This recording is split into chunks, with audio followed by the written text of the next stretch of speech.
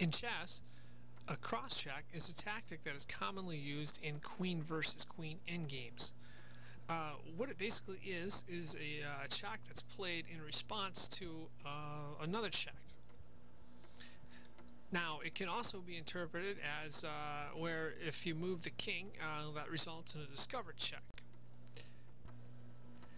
In this example right here, it's black's turn to move.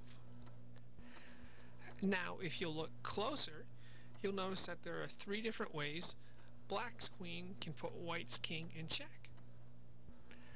However, if you look at this even more closely, we'll notice that putting white's king in check presents a problem for black. Take a look at example number 1. If black moves the queen to number 1, white's king is in check.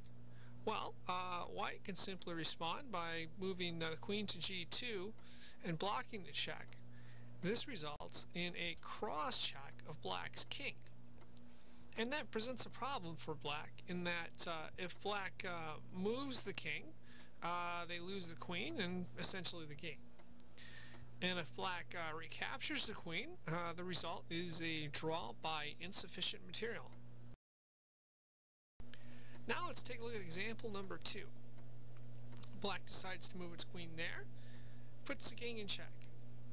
Okay, well, white can simply respond by moving the queen to h2, and this again results in a cross-check of black's king. And that's a problem, because if black moves the king, again the queen is lost. If black tries to recapture the queen, it's a draw by insufficient material. Well, I don't need to walk through the third example, but you can essentially guess what will happen there. Now let's shift gears here a bit and take a look at how you can have a discovered check. If you look at the board here, it's black's turn to move. Now, black could place white's king in check by taking the bishop and moving it to the g4 square right there. However, if black moves the bishop to g4, that can present a problem for black in that, okay, well, if we look at white's king here, if white moves to any one of these blue squares, which I've highlighted to get out a check, that presents a problem for black in that it opens up black's king to a discover check by the rook on e1. Furthermore, black is forced to move its king in one of these squares, which I've highlighted here. Now let's say black moves the king to this square right here. Now this presents another set of problems for black in that white's rook can simply take the queen on e8.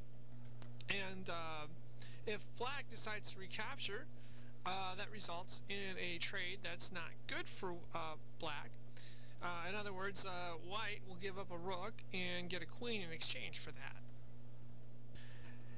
And those are 2 examples of how a cross-check works in chess. Thank you for watching.